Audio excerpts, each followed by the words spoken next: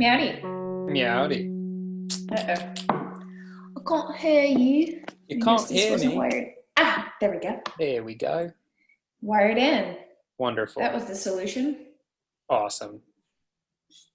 Sweet. So, I wanna ask you a couple of really the kind of textbook questions about your experiences with Gong Fu Cha. The first one is, how did you get into Gong Fu Cha? Like, give me the story of how you wandered into the craft and yeah, start there. Yeah.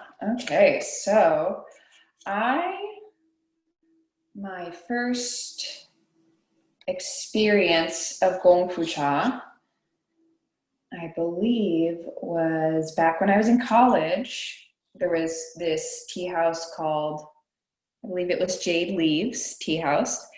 And that's actually where I first met Sohan, but I didn't meet him there. He was just working there. And I did a little Gong Fu service there, and I found it fascinating and intriguing, but didn't really go any further. And then a few years later, I was at a festival. I think I was at Lightning in a Bottle in California. This was maybe in 2010, something like that. And I got poured tea again, and I was like, oh, wow, this is really cool, especially in that environment. And you get to really see the harmony tea brings to a situation. It was the same with the first experience as well, because it was on my college campus, that little tea house. So it was right near UT, and I would go there to escape the mayhem that was a 70,000 student campus.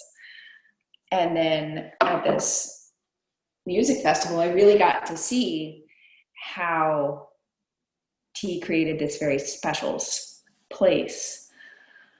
And then a few years later, again, down on the line, my friend Emily Spikeman, who is mutual friends with Sohan, invited me to a maker's market. And then Sohan and I met. In the meantime, I'd been looking for a couple years for a space in Asia. I wanted to go to Korea to study pottery. So I've been looking and looking and looking to no avail, met Sohan, got me further into tea culture, went off, traveled, did some residencies, came back, still nothing on the Korean potter front. And Sohan said, hey, why don't you, like, you've already been making teaware in your studio, why don't you go to China and learn how to make, teaware from someone who knows what they're doing? And I thought that was a great idea. So that's how I got introduced to it. So my first introduction to it was very much the Americanized style, very much kind of hodgepodge collections of different tea pouring styles from all over China, which is sort of the way the American Gong Fu Cha aesthetic manifests. It's a little bit different on the West Coast. They've got sort of their own little style, and I feel like, tea brings out people's creativity. Mm-hmm. So every little region and place that it goes, it's going to have a little bit of a unique flavor of its own culture. Totally. Even among, individuals or individual subgroups of people within a single city, it can change pretty differently. Absolutely. Yeah. Do you remember who it was who was pouring you tea at that festival in California, or was it just like a passing thing, like y'all didn't know each other? I don't think we were introduced. I do remember, yeah, he had, I believe, a tea space in Nevada City. And I do remember one specific thing. It was a fellow, and he has the Sri Yantram, which is the Hindu triangles interlaced. It's 3 up and 4 down. Mm-hmm. I know what you're Or 4 talking up and 3 about. down. I have it tattooed on my back. He had it tattooed like as if you were looking down around his neck. Neat. Yeah, that's all I remember about him. Let me know if you find out who it is. Interesting. I wonder, if you're out there, my friend, send me an email. We'll Yeah, get you hooked up with your old pal Mary. yeah. So next thing I want to hear about is your adventures in China. I've talked to a few people who are in this space, who are either from the West or living in the West currently, who have had the opportunity to go and adventure in China, and I want to hear about your adventures in China. Yeah. Well, so I just decided on a whim to go, but then committed to it. It was something I'd been looking for a long time. And I saw to myself, my dog has passed away. Like, I don't have a partner right now. I'm going to just go for this. If I don't do it now, then when am I going to do it? I don't have a job that I need to hold down at the moment. So I packed up all my things, put them in my mom's basement, and got on a flight. I went over there with Soham, and we traveled around for 2 months together sourcing tea for his company. And then at the end of that 2 months, he helped me find an apartment in Chaozhou where I knew I wanted to stay. And then got on a flight and went back home. And I was like, fuck, what do I do now? Mm-hmm. I could speak a little bit of Chinese. I took, count them, 1, 2, 3, 4-hour-long classes before I left for China. And so that was basically like a crash course in pinyin. Like, okay, here's the phrase, like, here's how to read pinyin, which is the romanization of the Chinese alphabet. And here's how to say, help, I've lost, here's how to add someone on WeChat. And then go. So I was sort of left alone in Chaozhou, wondering what the hell I had gotten myself into. It rained for the first 2 weeks straight, every single day, all day. So it's like sitting alone in my little apartment, which was a rectangle. It was 1 square room on the bottom and 1 square room on the top. And the square room on the bottom was my tea room and living room, and the square room on the top was my bedroom. It had a tiny little bathroom, and the kitchen was outside. And the house next door was literally falling down. I went and rescued old pieces of furniture from it, repurposed them. And so the first 6 months were really hard. And the people there were the only reason I got through it. I had maybe in the first 3 days about 10 different people say, if you need anything, call me. And they meant it. They meant it. Like, if I needed help, if I got stuck with anything, I'm sure if I needed money, they would have helped me out. It was only through the generosity of my friends that I got through that. And I had some money saved up, so it wasn't that kind of generosity. It was generosity of the heart, showing me around, having me come eat. They're like, oh, poor thing, you don't know how to order. You can only point. Let's feed you. And so how I learned Chinese was just listening like a baby with wide eyes for 6 months and like regurgitating word salad. And my friends would listen and scratch their heads and then be like, oh, you mean da-da-da. And I'd be like, yeah, da-da-da. So that's how I learned Chinese, but I went there knowing almost nothing. So once I got past the first 6 months, the biggest hurdle of becoming conversational in Chinese, just to navigate my surroundings, was over. And during that time, I was studying in Chaozhou at a small production studio, learning how to make Chaozhou teapots. It was wonderful. There were about 50, 60 people there. There were 5 teams with 10 to 12 people each. And each person, you have 1 or 2 people that do one step of the process. So it's like a little mini production line, but you're working with a close-knit group. So each team had their own styles and their own flavor, depending on who did what and how the different designs were made. So I was studying at that studio for a year, and I went through the whole process, from clay to throwing, trimming, making a lid, trimming a lid, making the spout, making the handle, making the knob, attaching them all together, polishing. So that took me about a year to learn how to make the entire thing and get my skills up to the level to where I could sell them. And that seems like a long time, but I had already, especially because I had already been making pots for 10 years at least. You know, I had already been working on the wheel for at least 10 years. But most people, when they start from scratch, it takes them 3 years of full-time work to be able to make a teapot. Right. So yeah, so I did that for the first year, and at the same time I was teaching ESL, English as a second language, to some kids to support myself. So I did a little half and half shuffle.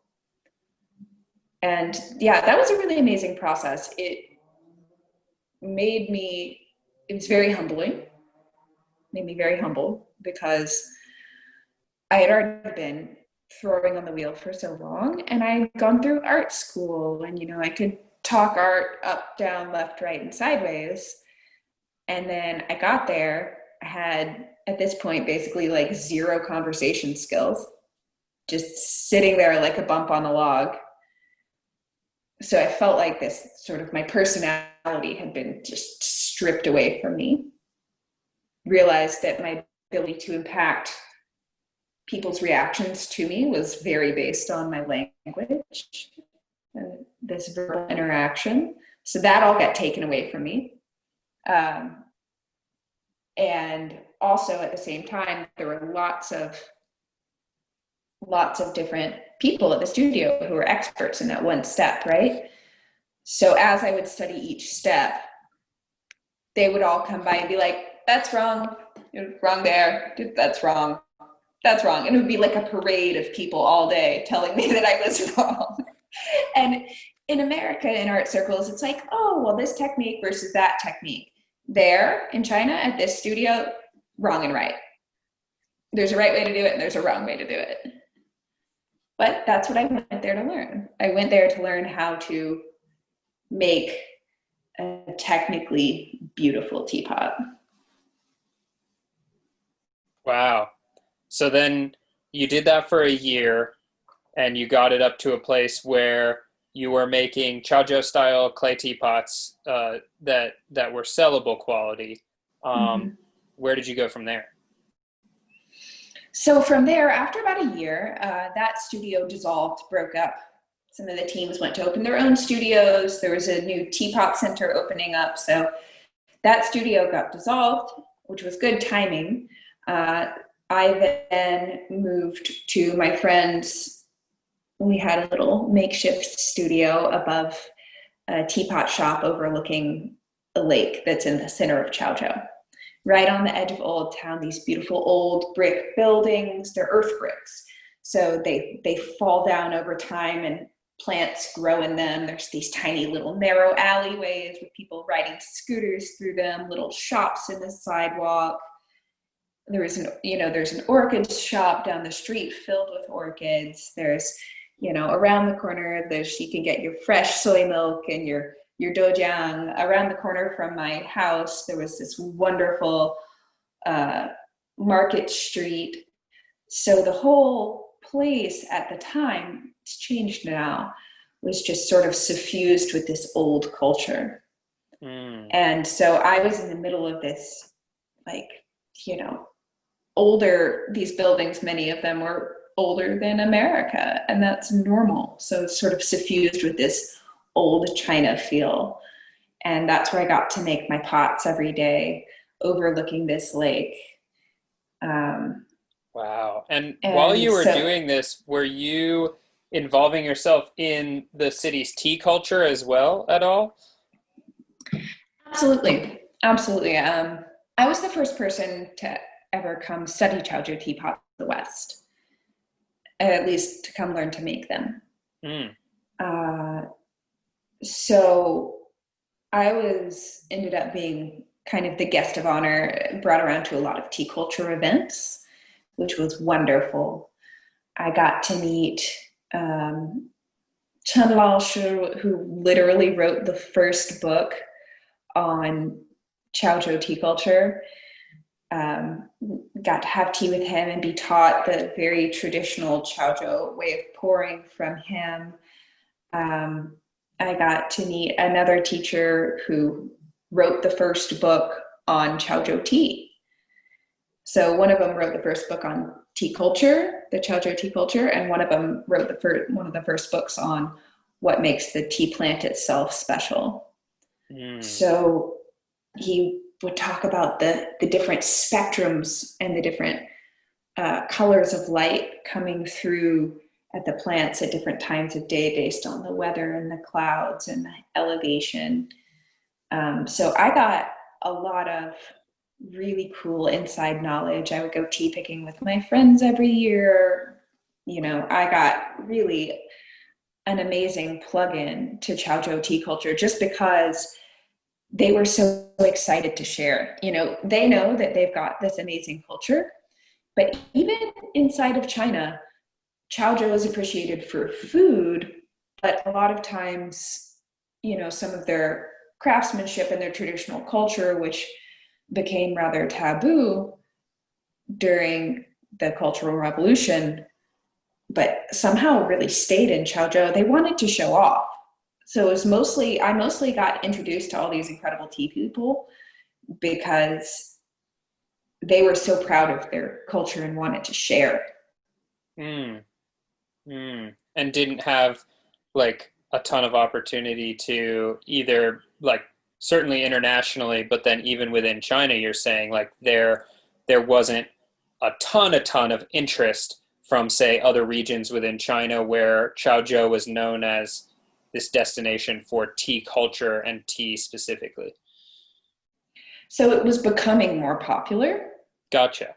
As you know, in the 2 years that I was there, and I could definitely see a big change. The government began to also invest a lot of money into Chaozhou to clean up the streets, which made it lose a lot of its, air quotes, clean up the street, made it lose a lot of its character.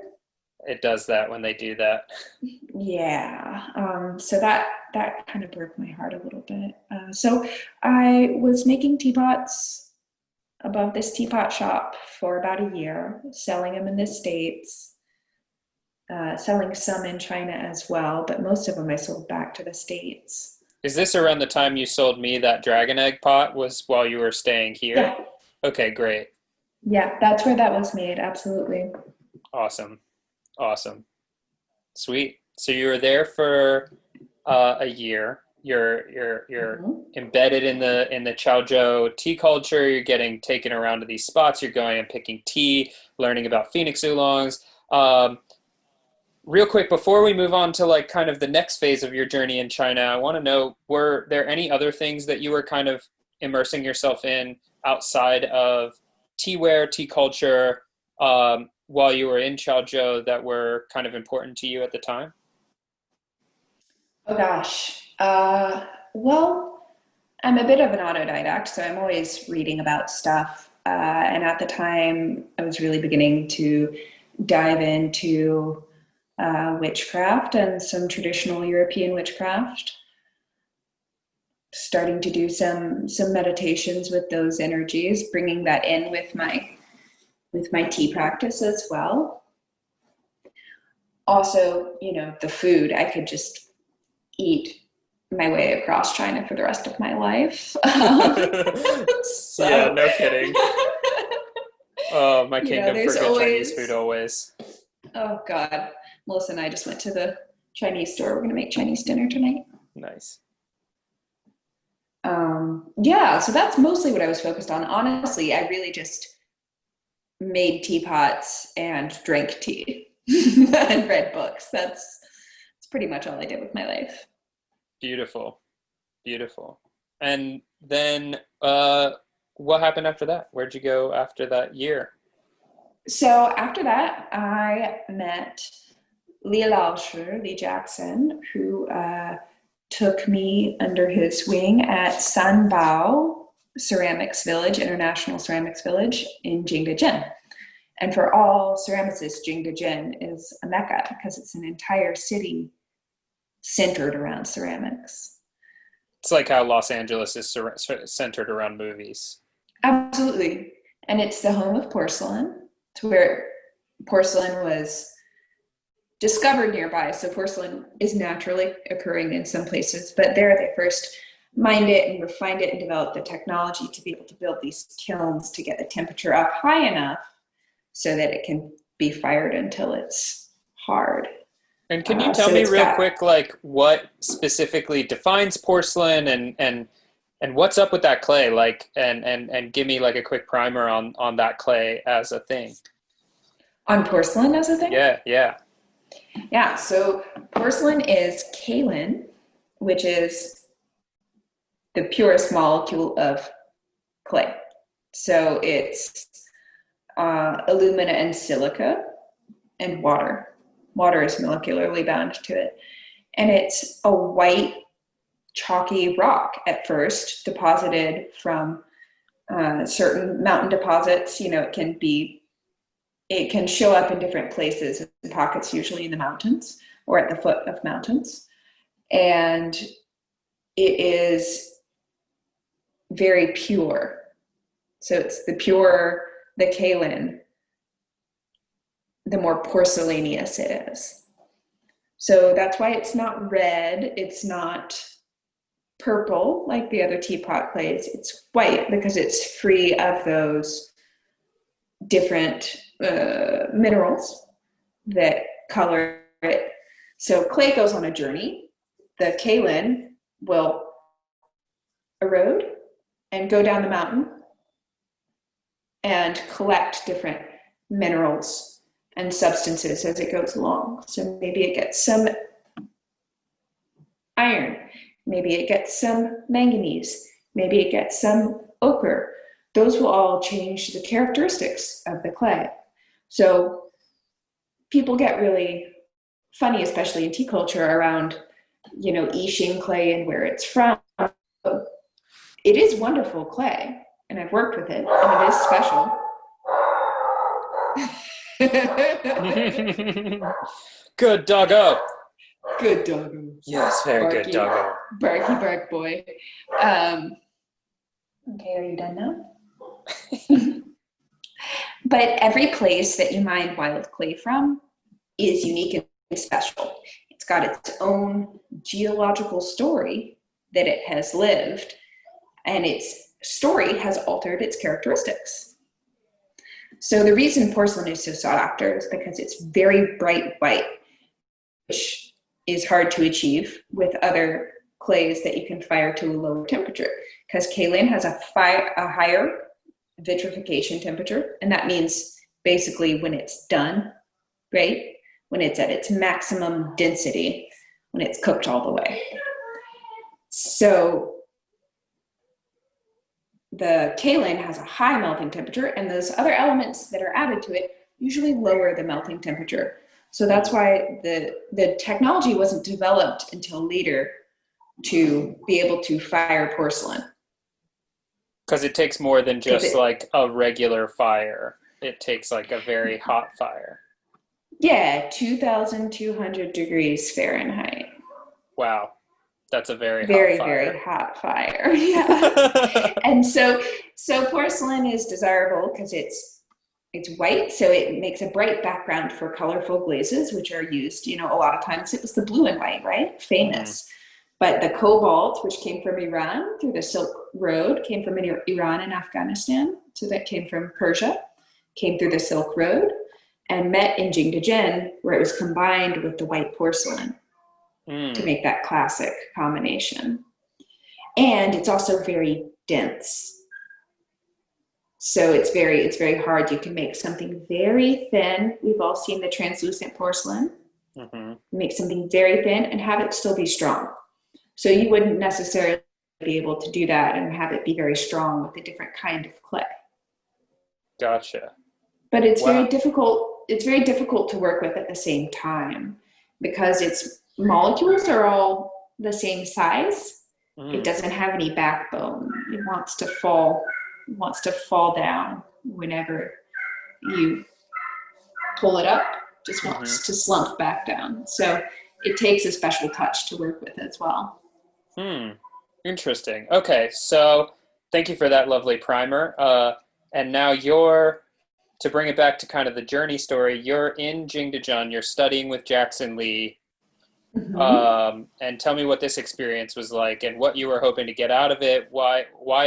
Did you just know about him because he's a famous Potter guy in Jingdezhen? Had you specifically picked him out as somebody you wanted to work with? Like, give me the deets on that. Well, he walked into the teapot shop one day, sat down for a cup of tea, and offered me a job. Oh, So I was nice. like, why not? Why not? So he has a lot of international residents there. So I was mainly coordinating for them, the artists in residence. I was making my own work as well, but I was helping translate, coordinate with the international residents, help them set up their show, help them buy things and translate. And then I was also, for a short period of time, managing the gallery over there. Hmm. Gotcha. They have a gallery Mm-hmm. attached to their studio in Jingdezhen. Yeah. Yeah. It's a whole little compound. There's uh, these beautiful earth brick buildings, and it's a little further north. So there's big bamboo forests and beautiful countryside. So a few studio buildings, some places where guests can stay, and a restaurant that was fabulous. And then across the street was a little gallery. So it was a whole little compound. Great. And just to give us kind of a map, where are Chaozhou and Jingdezhen on the map of China? Like, if you had to lay over, I guess, for our United States audience, if you had to lay the United States right over the map of China, like where kind of similarly would those two cities fall? Oh, I haven't thought about the overlay idea. Okay, how I'm would gonna you come at it. describe it? I'm gonna come at it from a different angle, right? Sure. So if you look at China, it's a chicken. Looks like a chicken. So the head is up in the northeast, Beijing, Harbin, really cold up near Mongolia. That's the head of the chicken. And then the tail is over in the far west of China, Xinjiang. Um, and then Hong Kong is the foot. So Chaozhou, the first place I lived, where I lived for 2 years, is in Guangdong province, which is just above the chicken's foot. Very South China, just above the chicken's foot. And then Jingdezhen is in the breast of the chicken. Gotcha. So like right in the heart there of China, right Yeah, in center, absolutely. yeah, center of Han China, I East suppose. Central China.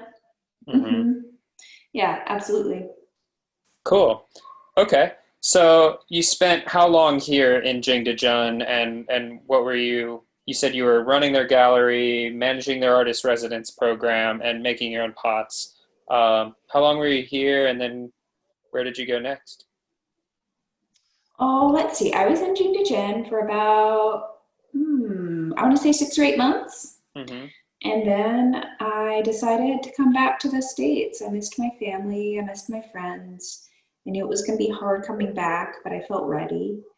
Was that your first time Um, coming back since you had moved to China? no, I had gone back about once a year.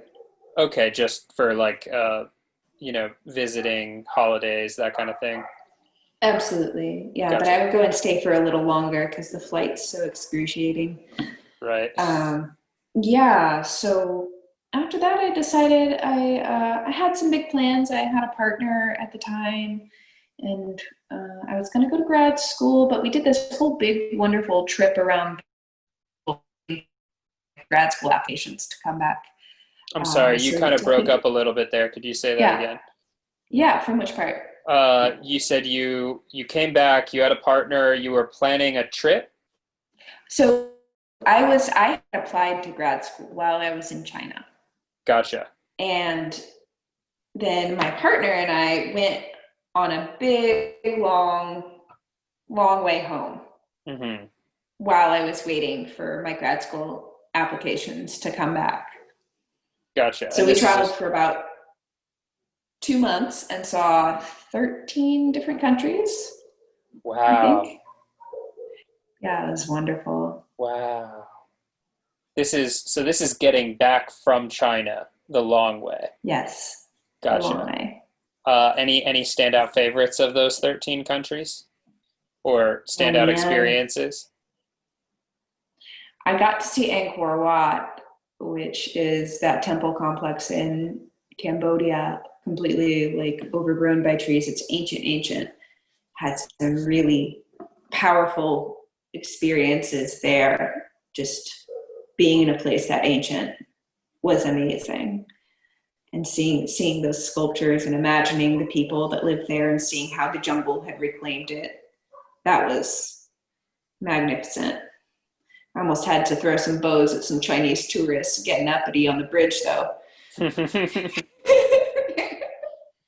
They were taking pictures on this one little walkway where it's lake on both sides with no guardrails. I'm like, no, you have to stay on your side. I know how this works.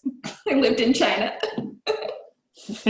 Um, Barcelona, incredible. Just the architecture, wandering around the city was amazing. Went to Greece, saw the Temple of Apollo at Delphi, which has just been a dream of mine. I've been a Greek mythology nerd since I was like 12. So to go and see the place that was talked about in so many myths just was unreal. Um, and then in Greece, I also got to see in Meteora, there are the temples that are up on the sandstone spires. So they're these monasteries built, I'm going to get this wrong, probably, I think in the 15th century, where these Greek Orthodox convents and monasteries got built up on these spires to protect them from other Christians. Mm, Yeah, that I mean, it was all amazing. Laos was incredible. cool. Yeah, Awesome. So then you got back to the States. yeah. Nice. And I landed back in North Carolina where my family is. I'm living in Asheville now. I've been back in the States for about 2.5 years.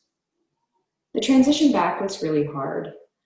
Um, the cost of living here is just so high that uh, my business model didn't transfer. Like Also, selling teapots, you were making a very decent living in China and no longer making a decent living doing the same in the United States. correct. And the market couldn't bear as much, me charging as much for those pots that I didn't make with Yixing clay. People don't pay as much for those. So I refused to ship clay from China because We've got enough greenhouse gases. I don't need to be contributing by shipping dirt across the world. Um, And how's the clay in North Carolina? Is it fine? it's wonderful. North Carolina has a really rich tradition of pottery. Um, a lot of English potters landed here. And I have not worked with a ton of North Carolina wild clay. I am on the lookout for a clay that is analogous to Venetian clay, but that is a big research project that I want to do. So I want to be uh, pretty scientific about it. That would be like a grad school project where I could collaborate with somebody in a lab and testing the properties of the clay and helping, doing geological surveys, comparing and contrasting the different geological formations, So that's a big long-term dream. Awesome. Yeah. Awesome. Wow. Sweet. So thank you so much for that overview of your journey. That was really epic and awesome. Yeah. I want to get into one more thing while I have you on here today, which is these days when you're approaching your tea practice, when you're coming to your own tea table these days, what are some of the things that you're thinking about? What's getting you excited? Are there any particular teas that you're focusing on or are drawn to at this time? And also, what sorts of ideas or feelings are you bringing to that space regularly these days? Good question. There's a lot of them. There's a lot of them in that one question. So I'm going to start off with what I've been bringing to it lately, which is a space for contemplation. And even though we've all been kind of stuck at home, for me, it can feel often like I don't get time to myself. I really have a hard time creating that sacred space where I can be calm and focused and alone, especially when I didn't have a studio at a certain point during the pandemic. Sitting down with tea allows me to be present in the moment with the process of what I'm doing with my hands and my mouth and my heart and how it feels energetically in my body. And then also really allows me some time to daydream, some time to let my mind wander, let some things bubble up from the inside that have maybe been whispering, but other things have been shouting, so I haven't heard them.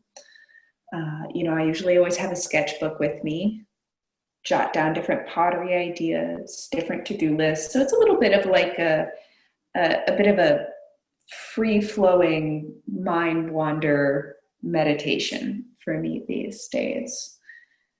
Finding that space to have freedom by letting my mind daydream. I love the way you put that. It's reminding me of, I read this great book a couple of years ago, and I'm still kind of in the middle of a second read of it right now, it's a book by this French professor named Gaston Bachelard, and the book is called The Poetics of Space, and in it he's talking about specifically houses, and he opens with a chapter that's kind of like house as first personal universe, and he really gets into this idea that any space where you're given ample room to daydream is a space that takes on a particular profound character for you personally, and it almost imbues life into the place by nature of the fact that someone, in this case you, have daydreamed there. Love that. So it leaves an ethereal imprint on the space. Truly, yes. Love that. I realized the value of daydreaming when I was in Mongolia and I was on this long horse trek.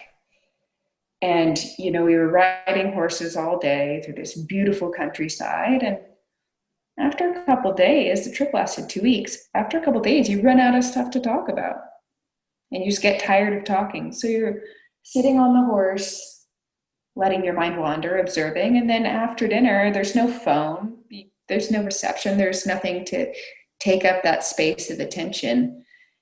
And I would just sit there and daydream by the fire. And that's some of the happiest I've ever been, because I think for me especially, there's some ways in which I can connect with myself through those open spaces, through that process of that kind of daydream meditation that don't happen in other spaces. Absolutely. Absolutely. I certainly feel you there. I like to spend a lot of time in the daydreamy space. It's a really important one to spend time in.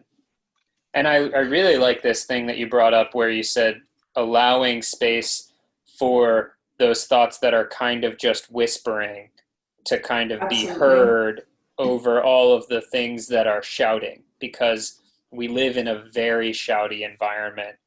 Even now with the pandemic, just the way information is constantly barraging us, and all of a lot of that information is intentionally crafted to be very loud and very attention grabbing and anxiety inducing.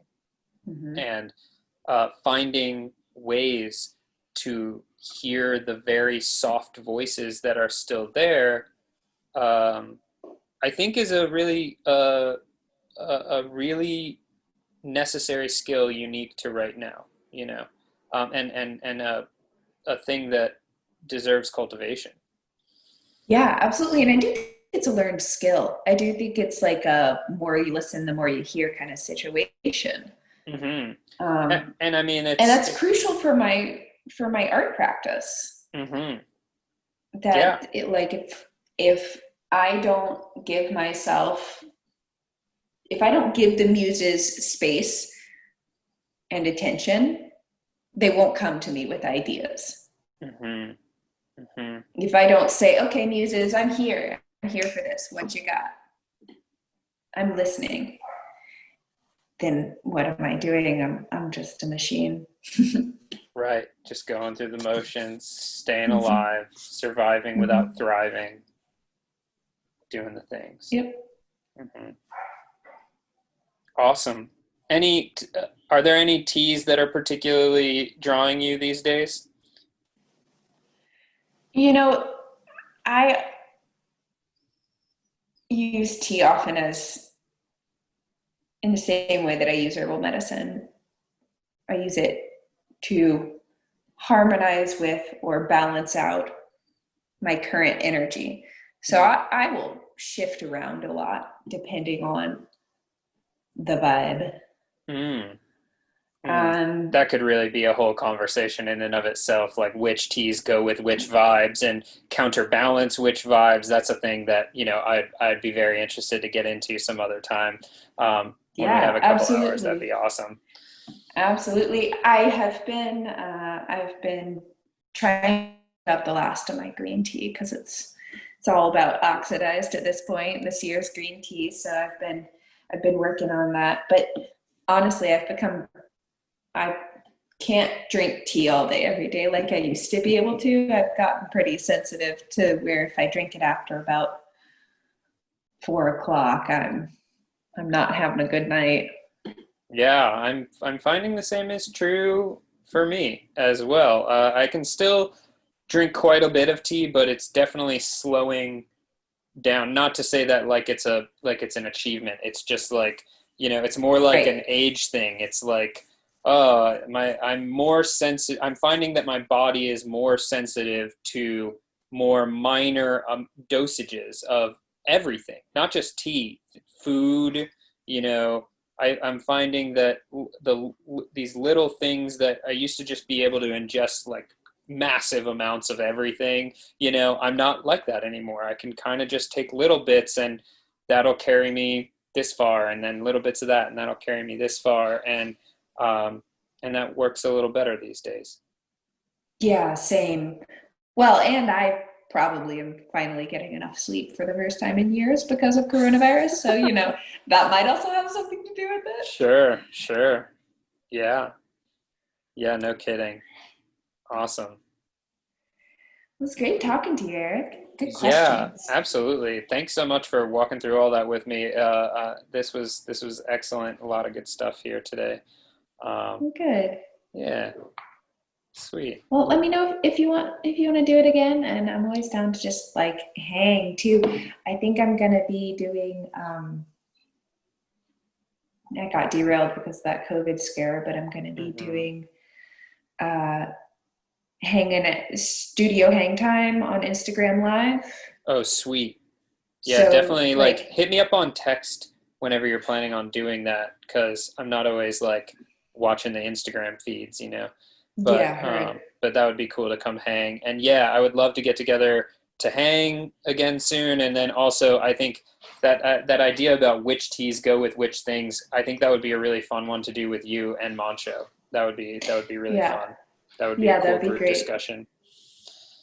Awesome. Sweet. Love you. Have a good day. Love you too, dude. Thanks so much. I'll see you soon. Bye. Bye.